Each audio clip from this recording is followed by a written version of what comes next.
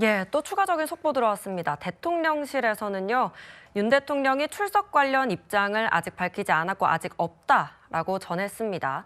또 국민의힘에서도요, 윤 대통령이 불출석 기류가 있다가 출석으로 선회한 것에 대해서 어려운 여건에도 출석을 했다.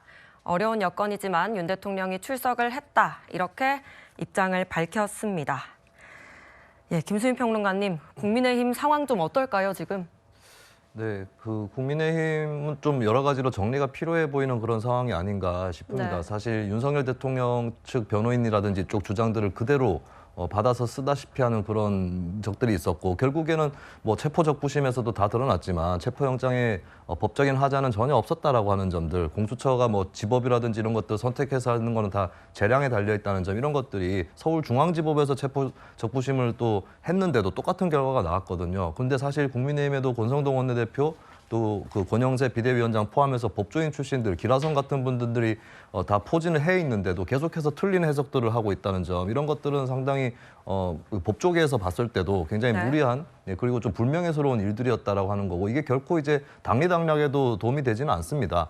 그리고 윤석열 대통령하고도 사실 계엄에 반대를 한다는 게 국민의힘의 당론인데, 국민의힘에서 윤석열 대통령에 대한 징계 시도라든지 이런 것들이 일어나고 있지 않고, 예. 심지어는 특검법을 당론으로 발의를 한다고 했음에도 특검법에 반대한 윤상현 의원 등의 의원들이 있는데, 김상우 의원이 좀 당론하고 다른 그런 표결을 했을 때는 압박을 해놓고는 특검법을 당론으로 발의를 해놓고 특검법에 반대하는 의원들에 대해서는 그런 압박이 또 전혀 없습니다. 이런 것들이 이제 국민의힘이 결국에 그냥 탄핵 반대층에 호소를 하고 그쪽을 추수하는 방향으로만 머무르는 게 아닌가, 이렇게 또 판단을 할 수밖에 없는 거고, 그러면서도 또 외연을 확장하고 싶은 욕심은 또 보이는 거거든요. 이 사이에서 굉장히 갈피를 잡지 못하는 모습을 보이고 있는데, 국회의 공당으로서, 국회의원으로서 분명하게 중심을 잡고 판단을 해야 될 것이다라고 하는 것이고, 지금 구속영장에 대해서도 어려운 요건이라고 표현했는데, 이거는 피의자가 방어권을 행사하기 위해서는 당연히 구속영장 실질심사에 출석하는 게 맞는 겁니다. 그동안에 출석을 안 해가지고 기각이 된 사례는 굉장히 희박하거든요. 그런 것들을 네. 봤을 때 당연한 일을 가지고 또 굳이 의미 부여를 하는 모습은 무엇인가. 그리고 특검법안에 대해서도 수정 발의까지 해놓고 또 이제 협상이 결렬된 것은 결국에 한편으로는 외연 확장을 하고 싶은데, 한편으로는 이렇게 모여있는 시위군중들이라든지 강성 지지층에게 끌려다니는 이런 모습들이 계속 정리가 안 되고 있는 그런 방증인 것 같습니다. 예, 조금 전 전해드린 속보 중에요. 대통령실이 입장을 밝힌 것이 아니라 대통령실이 따로 입장이 없다는 점 다시 한번 짚고 넘어가겠습니다. 예, 현재까지는 아직까지 대통령실에서 공식 입장을 내지 않았습니다. 예, 이동근 평론가님, 네네. 조금 전에 김수민 평론가가 말씀하신 내용들 좀 동의하십니까? 국민의힘이 일부 의견이 뭐 여러 가지 엇갈리는 점을 지적을 하셨는데, 네.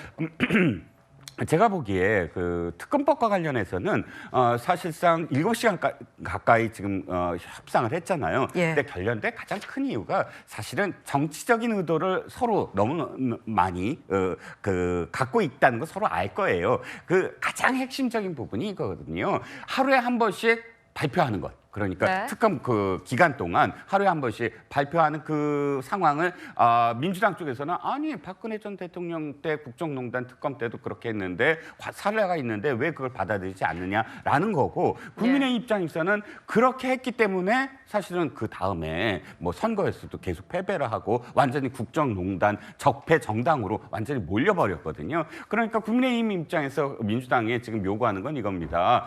피의 사실 공표를 한다고 그렇게 매번 지적을 하더니 그 사례가 있다고 하더라도 피의 사실 공표를 하지 말라라고 그렇게 이야기했던 정당으로서 아무런 어떤 그런 그 이유 없이 하루에 한 번씩 정확하게 어떤 밝혀지지 아니한 내용을 이러이러한 과정에서 이런 것들이 밝혀졌다라고 함으로써 그 특검이 매일같이 발표하는 시기가 어떻게 되느냐? 헌재가 만약에 인용을 했다고 한다면, 기각이 아니라 인용을 했다고 한다면 네. 60일의 대선 기간이거든요. 그럼 대선 기간 내내 하루에 한 번씩 이런 일이 있었다라고 언론 브리핑을. 발표를 할 텐데, 예. 그럼 당연히 대선 전국을 그대로 자신들의 어떤 의도대로 이끌려는 어떤 그런 그 의도가 분명히 있으므로 아마 7시간 동안 그 항목 갖고 씨름을 했을 거라고 봅니다.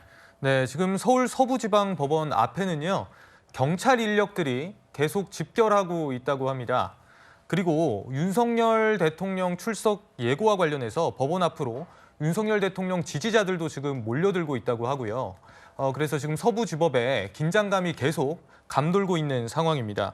허준 변호사님, 이게 앞서 내란 사태와 관련해서 사실 김용현 전 국방장관이나 여인영 전 방첩사령관은 영장 심사를 포기했었잖아요.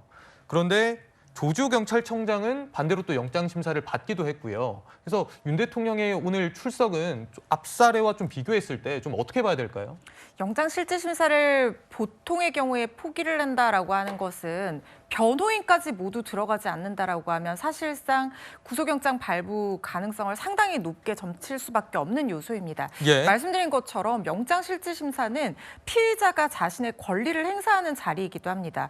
그러니까 내가 왜 구속되면 안 되는지에 대해서 판사 앞에서 굉장히 적극적으로 항변할 수 있는 기회를 주고 판사가 그 의견을 듣는다는 거거든요. 예. 그렇기 때문에 영장 실질 심사를 포기했다고 하면 대부분 구속영장이 발부가 될 것이다라고 생각을 할 수밖에 없는 것이고, 피의자 없이 진행이 된다라고 하면 변호인마저 없는 경우에는 서면 심사로 끝나는 경우나 검찰이 출석하지 않는다고 하면 정말 그냥 서류 심사로만 끝나는 경우도 있을 수 있고요. 예. 만약에 검찰이나 변호인이 출석한다고 하면 이것은 피의자가 완전히 방어권을 포기했다고 보기는 좀 어려운 부분이 있는 것이, 변호인단에서 의견을 진술하고 왜 구속이 되면 안 되는지에 대해서 항변을 해줄 수 있는 그런 대리인으로서의 역할을 할 수밖에 없는 부분이 있거든요. 예.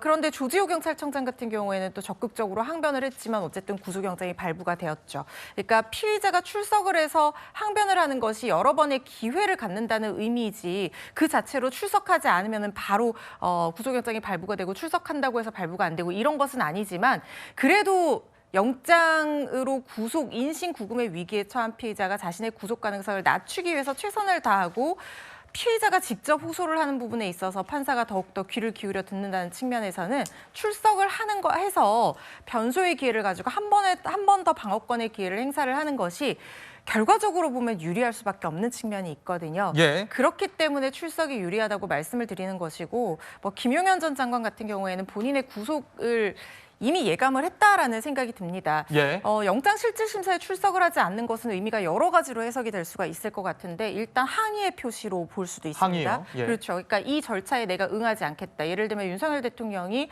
진술 거부권을 행사하면서 어떠한 절차에도 응하지 않은 것과 유사한 취지로 이 영장 실질 심사가 잘못됐기 때문에 내가 여기에 응하지 않겠다라는 어떤 항의의 표시로도 보일 여지가 있고, 그리고 또 하나의 어떤 표시는 어떤 것이냐면, 아까 말씀드린 방어권을 행사하지 않겠다라는 취지뿐만 아니라 내가 완전히 반성을 하고 있다라는 취지로 읽힐 수도 있습니다. 그러니까 예. 내가 행사하는 방어권 자체를 포기함으로써 이 죄에 대해서 인정하고 구속이 되더라도 달게 받겠다라는 취지로 아예 출석하지 않는다고 읽히는 경우도 있거든요. 예. 그래서 이게 경우에 따라서 달리 해석될 여지가 있는 것인데, 김용현 전 장관 등의 경우에는 자신의 구속을 예감하고 아예 출석을 하지 않았던 것과 저항의 표시까지도 예상을 해볼 수가 있는 것 같고요. 왜냐하면 그 이후의 태도로 봤을 때 예. 윤석열 대통령 같은 경우에는 적극적으로 어쨌든 입장을 표명함으로써 이제는 제대로 된 대응을 하겠다라는 의사로 읽히지 않나 하는 생각이 듭니다.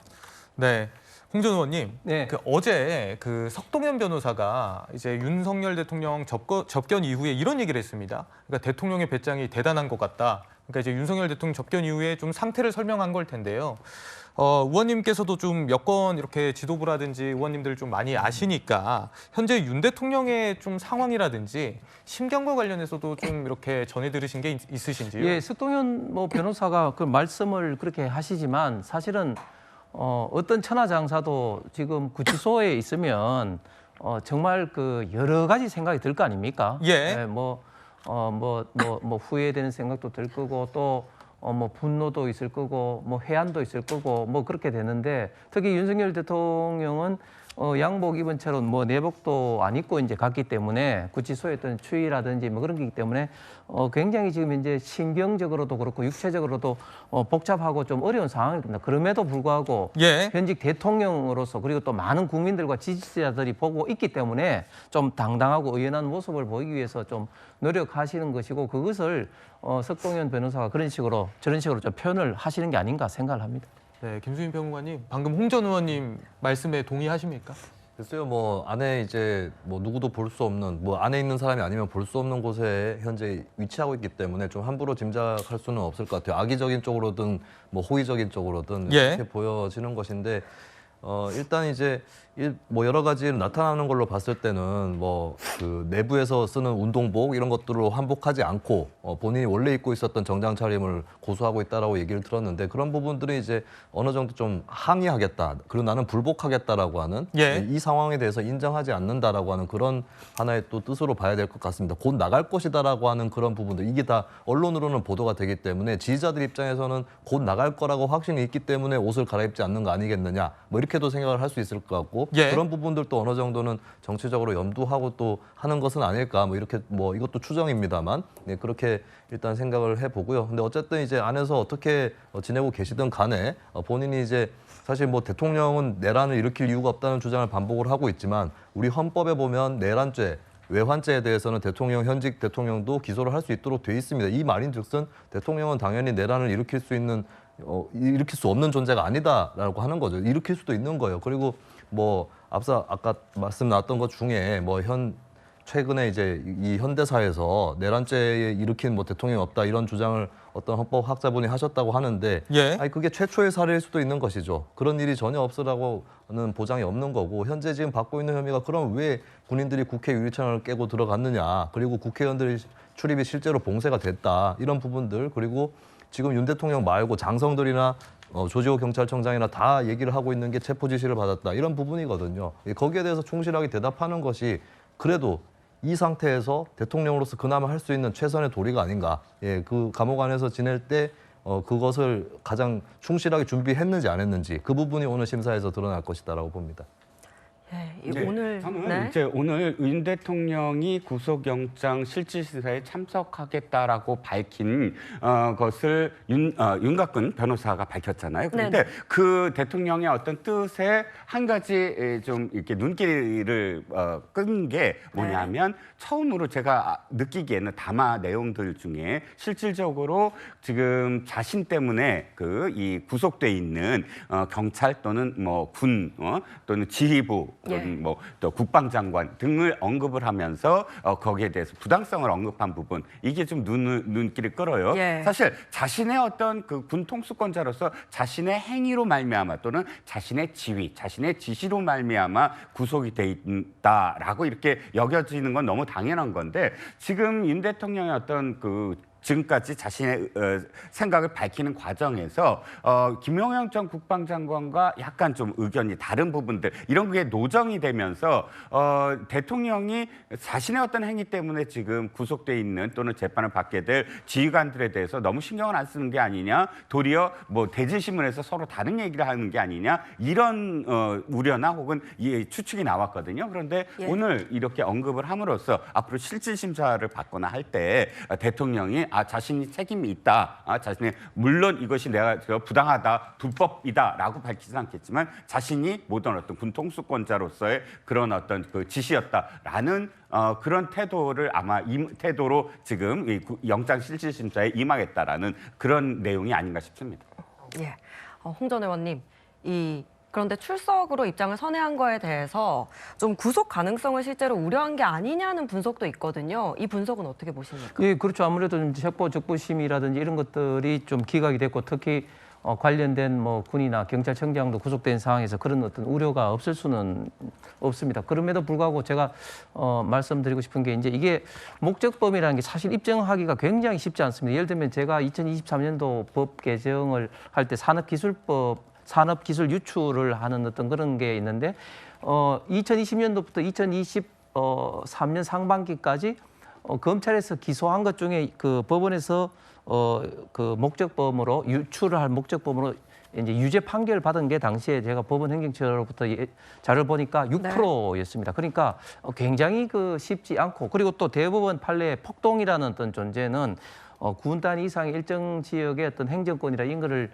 장악을 불법적으로 하는 어떤 그런 어떤 경우를 이제 폭동이라고 대법원 판례에서 정의를 하고 있는데 그 두 가지가 다 이제 맞아야 된단 말이죠. 그래서 그런 어떤 입장에서 이런 어떤 목적으로 비상계엄을 했다. 그래서 조금 전에 우리 이평론께서 말씀하신 그런 이거는 군 통수권자로서 내가 한 것을 군 사령관들은 따랐을 뿐이다. 이런 입장을 좀 말씀을 하는 게 좀 이번에 출석의 주요 목적이 아닌가 생각을 합니다. 예, 김수희 평론가님, 만약에 구속이 된다면 사실 지금까지는 양복을 입었지만 수영복을 입어야 되고요. 만약 기각이 되면 관저로 다시 돌아가게 되는 거죠? 네, 그렇습니다. 이거는 뭐 예전에 다 여러 정치인들의 구속영장 실질 심사를 통해서 많이들 경험을 하셨던 부분이 될 것 같고, 이게 구속이 되느냐 안 되느냐, 사실 구속 자체는 앞으로 재판에서 어떤 유죄나 무죄 이런 것들을 받게 될지, 또 형량은 얼마가 될지 이것을 참고할 수 있는 직접적인 자료는 아닙니다. 그러니까 이거는 이제 정식 재판하고는 다른 것인데, 근데 그럼에도 불구하고 사람의 처지가 극과 극으로 달라질 수 있는 것이 구속영장이라고 하는 것이고요. 네. 아까 계속해서 이제 많이들 강조를 하시는 것이 이제 불구속 수사의 원칙입니다. 그러니까 재판 결과가 나오기 전에 사람의 인신을 구속하는 부분, 이 부분에 대해서 극도로 신중한 것이 사법부의 심사가 될 텐데, 근데 그럼에도 불구하고 구속이 됐다라고 하는 것은 너무나 혐의가 명백해 보인다라고 하는 그런 부분들이 입증이 되면 결국에 구속이 되는 것이고요. 그게 이제 못 미친다라고 하면 이제 기각이 되는 것인데,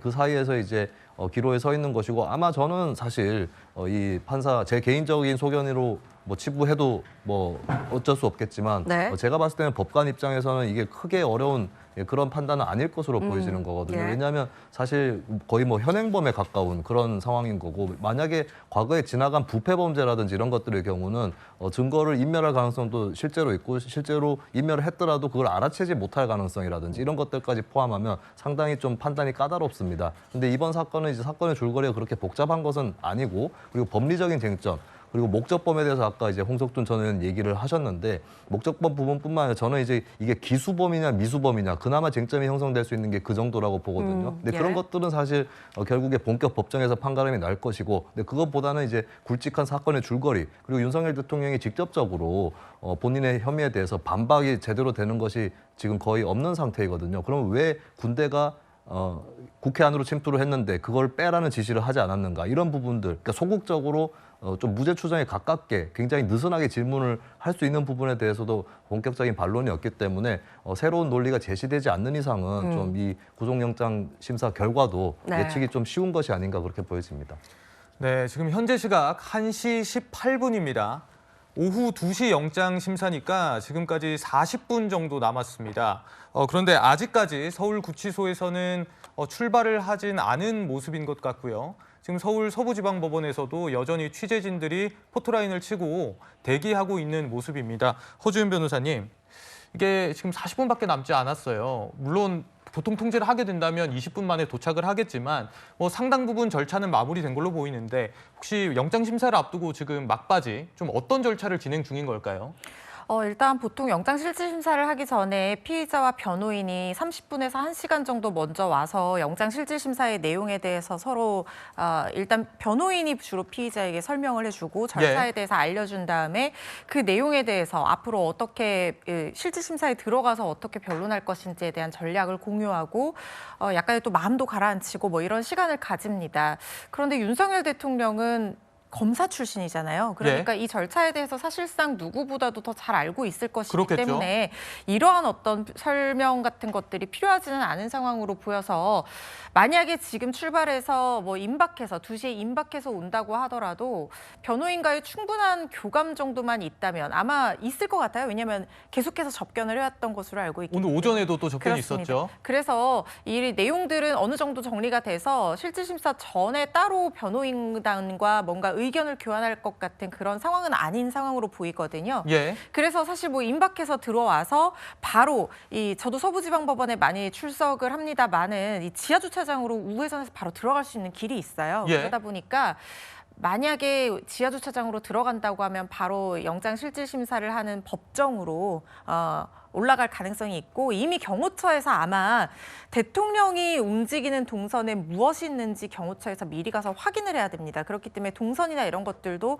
법원 측과 협의를 해서 다 정해져 있을 거라는 생각이 들거든요. 예. 특히 영장실질심사는 모든 재판은 사실 공개가 원칙이긴 합니다만 영장실질심사는 비공개로 진행이 됩니다. 그러다 보니까 예. 물론 아주 예외적인 경우에 뭐 피해자에게 진술을 듣거나 물어봐야 되는 상황이 있거나 하면은 방청을 하게 할 수도 있는데 재량에 따라서 허가를 해주는 부분이지 원래는 비공개로 하게 되어 있거든요. 예. 그러다 보니까 출석하는 동선이라든가 이런 것들도 비공개로 할 가능성이 저는 높다고 보고 있고 특히 포토라인에 서는 것은 저는 가능성이 그렇게 높지 않다고 생각이 듭니다. 만약에 윤석열 대통령이 지지자나 국민들에게 뭔가 메시지를 주기 위해서 포토라인에 서겠다라고 하지 않는 이상 예. 윤 대통령을 포토라인에 세울 가능성은 희박하다고 보는 것이 우리가 조국 대표의 어떤 그 사태 상황에서 보지 않았습니까? 조국 대표가 법무부 장관일 때 훈령을 개정해서 수사 중인 사건의 피의자를 반드시 포토라인에 세우도록 하지 않도록 하는 원칙을 만들었죠. 예. 그렇기 때문에 지금 윤석열 대통령을 포토라인에 사실상 강제적으로 세우기는 쉽지 않은 상황으로 보이고